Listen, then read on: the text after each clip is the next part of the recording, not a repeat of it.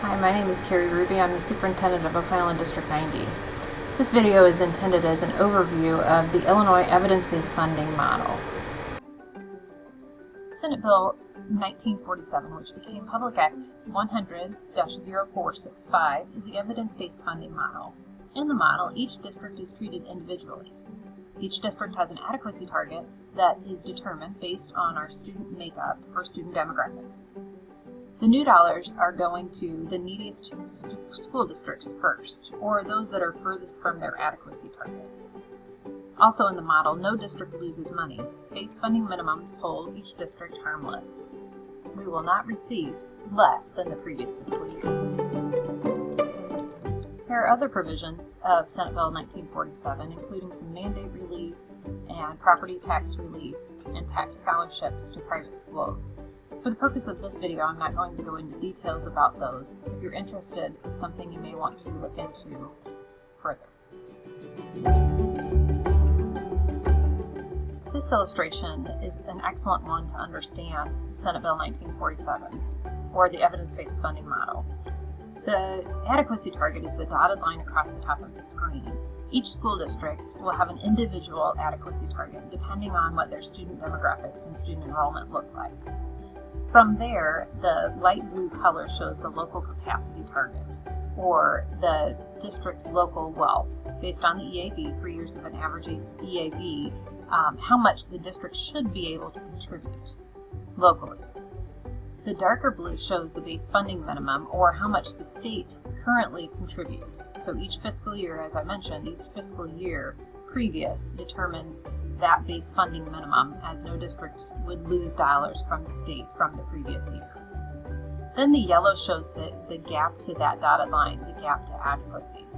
So when the funding formula, when new dollars are distributed or allocated from the state, the dollars would come in tiers based on how far or how much the gap is from what is collected locally and what the base funding minimum is up to the adequacy target.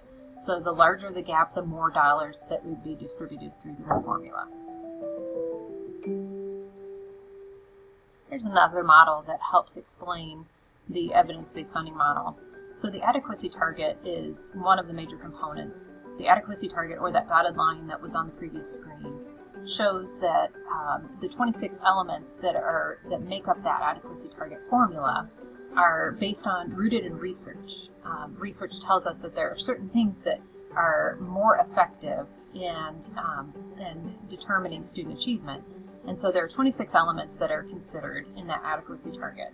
And you also look at the number of students per district and the types of students that are in that district. That's what determines that adequacy target.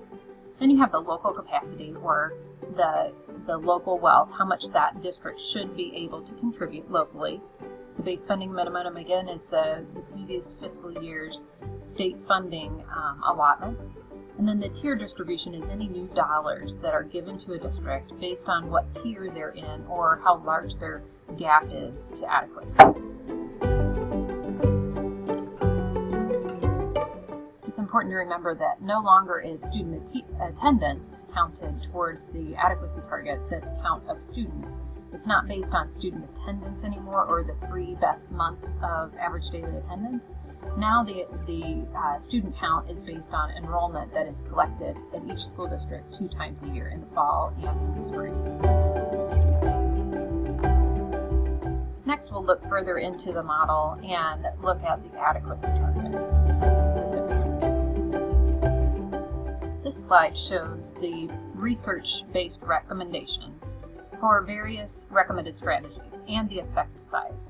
So you'll note that any effect size of 0.25 or greater is statistically significant. And so this chart shows that there are several different recommended strategies that will make a big impact on student achievement.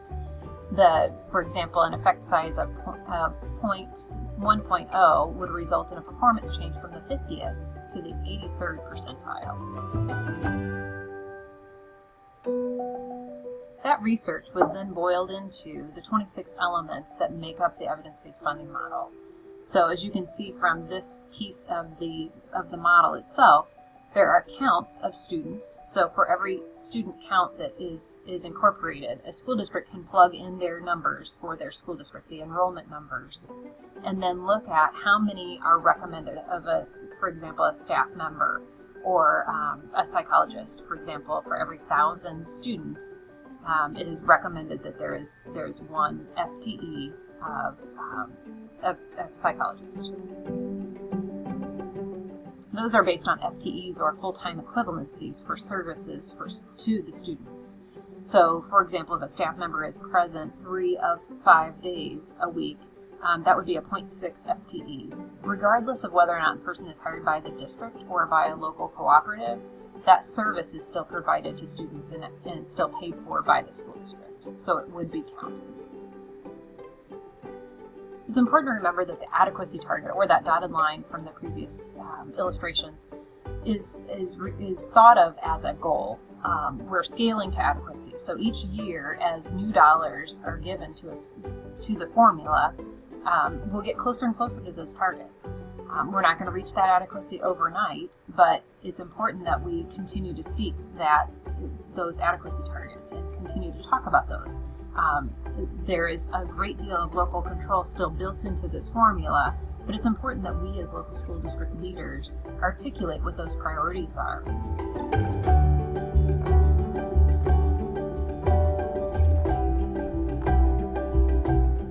Next, we'll dig into the local capacity target.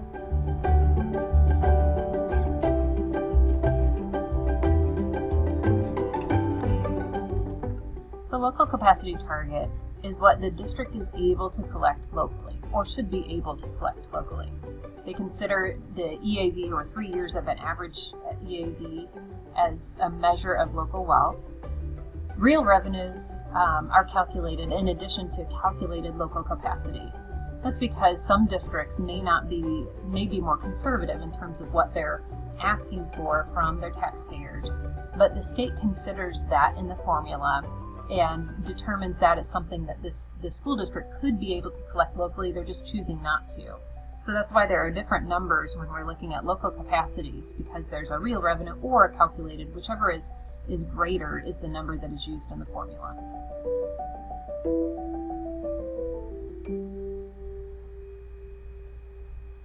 Next, we'll look at the base funding minimum in the model.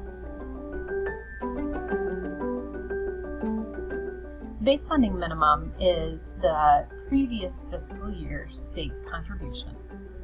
So then when you look at, for example, the base funding minimum from FY18 and the state contribution from FY18, plus any new dollars in the distribution formula for the next fiscal year from that tier distribution, equals the following fiscal year's, the FY19 base funding minimum. So each year, the new dollars are added to the base funding minimum from the previous year, and that's what's calculated to create the following fiscal year. So that in no point in time would a school district lose from the previous year. The gap to adequacy then is determined in the yellow portion of that illustration. Shows how far that district is based on what they can collect locally, what the state is contributing, and then how far they are from the adequacy target that is determined based on the research. So in that gap to adequacy, each school district will have an assigned percent to adequacy, and from there then the districts will have be placed into tiers. So tier 1, for example, are those that are furthest away from the adequacy target.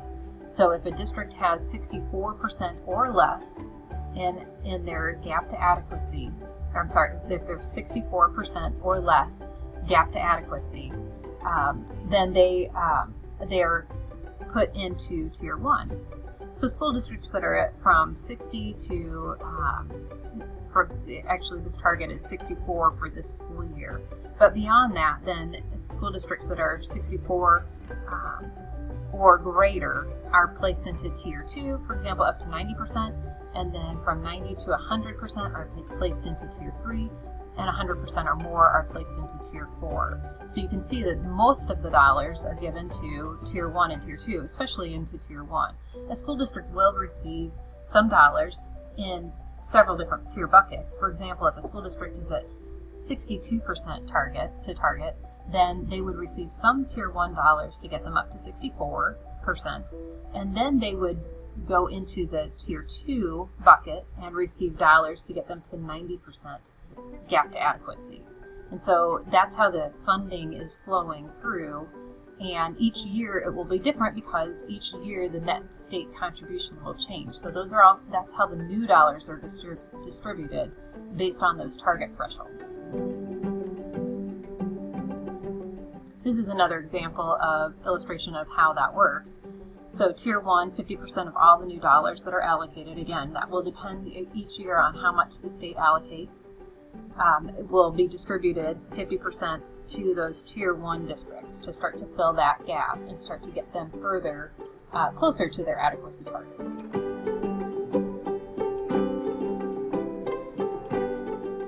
The formula distributes the dollars based on their gap to adequacy. So again, that's another example here, is that if a district has an adequacy target of $12,000 and receives $4,000 in combined local and $5,000 in the state funding minimum, the base funding minimum, for a total of $9,000, they would be at 75% to adequacy.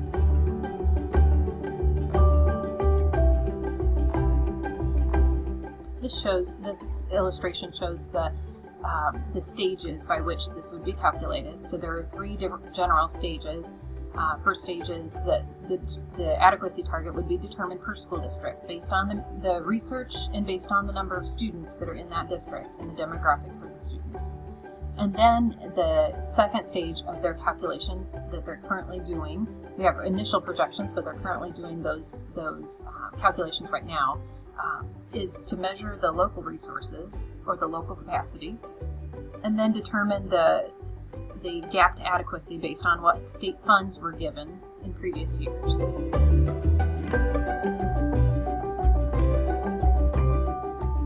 The evidence-based funding model gives us a pretty powerful tool to start outlining our narrative or our story for legislators, parents, community members, staff members. It's important to pull back into those 26 key elements in order to determine where are our gaps. Are we understaffed in certain areas, or is there a need to shift our allocations? It continues to be a local decision how buildings are staffed, how school districts are staffed, but it's something that the model helps us understand the research and be able to articulate that research and articulate where our gaps are. So the better that we understand it, the more we understand it, the more we can tell our story. We can use those 26 elements, the research that goes into them, to determine what we need to do. Once upon a time, we would tell our legislators we need more money, and that was our story. We would say we need more money to better educate the students in the state of Illinois, and we would each talk as districts separately about what that looked like. Now we can tell on a common set of standards. We can tell that same story and articulate what it is that the impact that would be made based on the research of each of those recommended strategies. So instead of saying we need more money, we can say, let me show you what these dollars can do for students specifically and how we can impact student change. That's the important part of telling our story in using these 26 elements as our narrative. When we're doing that, it's important to think about what the model tells us about our districts, but also to look at what the research tells us is best practice, and then to talk about what the model does for our ability locally or our ability as a school district to meet the needs of our students. For more information, it's very helpful to Google IASA EBM resources. That'll get you to a website from IASA that has where they've compiled a great number of resources that are very easy to understand and follow. There are videos, tutorials, lots and lots of information on that website so that you can get to know it better and then tell your district's story.